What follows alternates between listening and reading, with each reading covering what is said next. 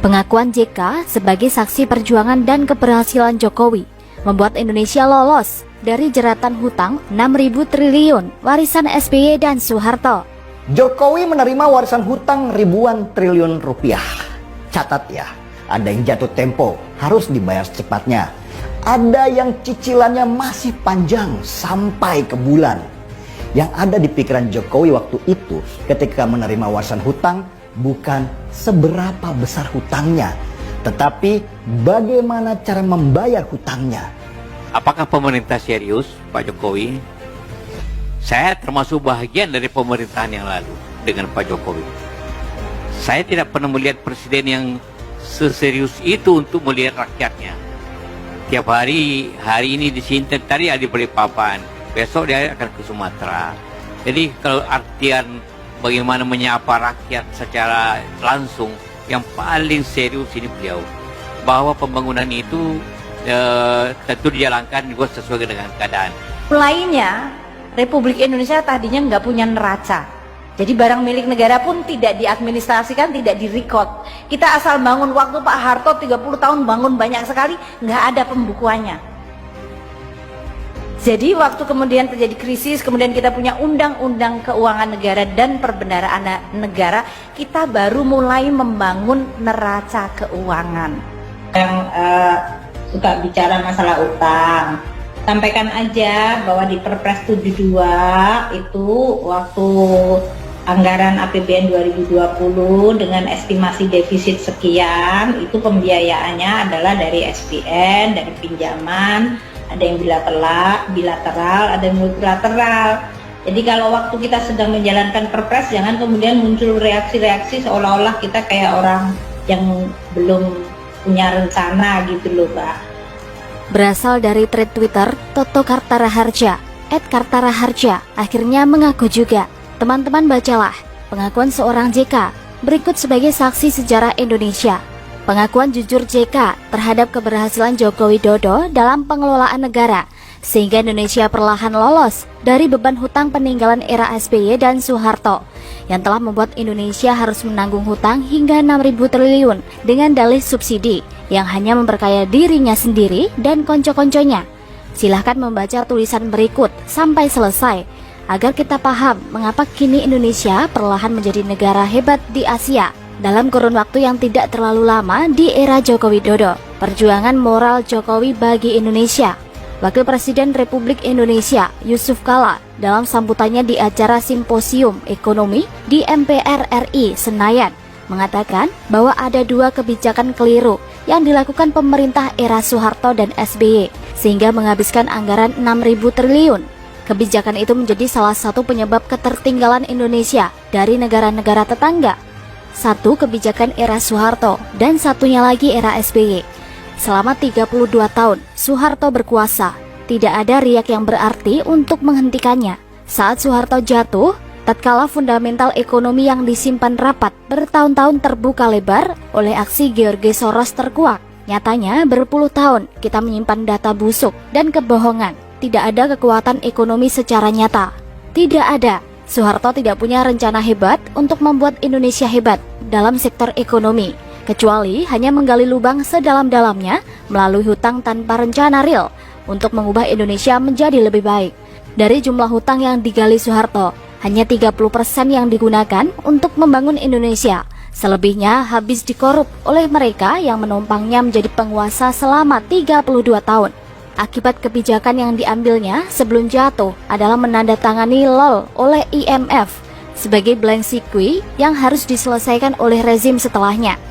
Beban masalah yang ditinggalkan Soeharto kalau dikeruskan sekarang dan ditambah dengan bunga obligasi rekap mencapai 3.000 triliun. Era Habibie, Gus Dur, dan Megawati merupakan era tersulit bagi kita untuk berdamai dengan kenyataan.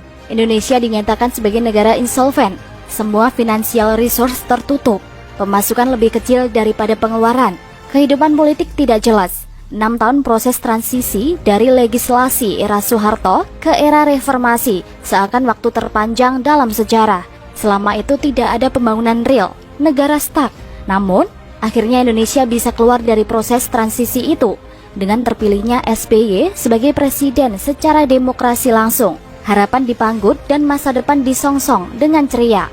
Tapi apa yang terjadi? Selama 10 tahun SBY berkuasa, untuk mempertahankan kekuasaannya, dia membakar uang sebesar 3.000 triliun untuk subsidi. Periode 2004 hingga 2014, subsidi energi rata-rata memiliki porsi sebesar 21% dari APBN dan mengalami porsi terbesar pada tahun 2008 yang mencapai 28%. Di dalam subsidi energi, alokasi subsidi BBM adalah yang terbesar dengan mencaplok 80% dari seluruh subsidi energi dan menciptakan mega skandal dengan korupsi tak terbilang jumlahnya. Andaikan uang sebanyak itu SBY gunakan untuk membangun jalan tol, maka kita sudah punya jalan tol Trans Sumatera dan Trans Jawa, juga kereta cepat Jakarta-Surabaya, dan puluhan kawasan industri berskala internasional, puluhan bendung dan irigasi untuk ketahanan pangan. Bahkan setiap kota besar sudah punya MRT. SBY hanya bekerja membuat rencana dan membuang uang untuk ongkos politik agar kekuasaannya stabil selama 2 periode. Era Soeharto kita abaikan karena salah memilih pemimpin, dan takdir kita berhasil mengubah tatanan politik yang diktator menjadi demokrasi. Tetapi setelah demokrasi, kita justru melahirkan gerombolan maling yang menjarah lebih dahsyat dari 32 tahun Soeharto berkuasa. Selama ini tidak ada gerakan agama yang hebat yang hendak menggulingkan Soeharto atau SBY. Tidak ada demo berjilid-jilid hingga menjatuhkannya. Mengapa? Karena para tokoh agama maupun politik mendapatkan berkah uang dan konsesi bisnis dari politik lendir tebar uang oleh penguasa. Era Jokowi, seorang yang bukan elit politik di tubuh partai, bukan jenderal berkaliber nasional, bukan konglomerat kaya dari bisnis rente, bukan pula tokoh budaya atau agama yang selebritis. Dia muncul ke panggung politik karena kehendak Tuhan. Tak ada satupun kekuatan yang menghentikannya. Ketika si tukang kayu krempeng itu masuk ke istana negara, inilah takdir Indonesia dan Tuhan berbuat sesukanya. Ketika Jokowi berkuasa, subsidi yang memanjakan rakyat dihentikan. Anggaran reformasi secara fundamental dari berorientasi konsumsi ke produksi. Efisien anggaran dilakukan dengan sangat ketat, walaupun diawali dengan fundamental ekonomi yang retak. Karena current account deficit, Jokowi tetap melaju dengan agenda besarnya, menciptakan kemandirian bukan hanya lewat restruktur APBN dan hutang, tetapi juga revolusi mental dengan menghapus semua bisnis rente yang melahirkan mafia di semua ini. Negeri para gangster diubahnya menjadi negeri para pekerja keras. Status quo diobraknya, menghentakkan tatanan politik yang terbiasa hidup manja menipu rakyat. Apa hasilnya? Hanya 2 tahun berkuasa, semua ranting internasional berkaitan dengan indeks korupsi, pembangunan dan ekonomi membaik. Indonesia termasuk negara peringkat 3 terbaik ekonomi di antara anggota G20.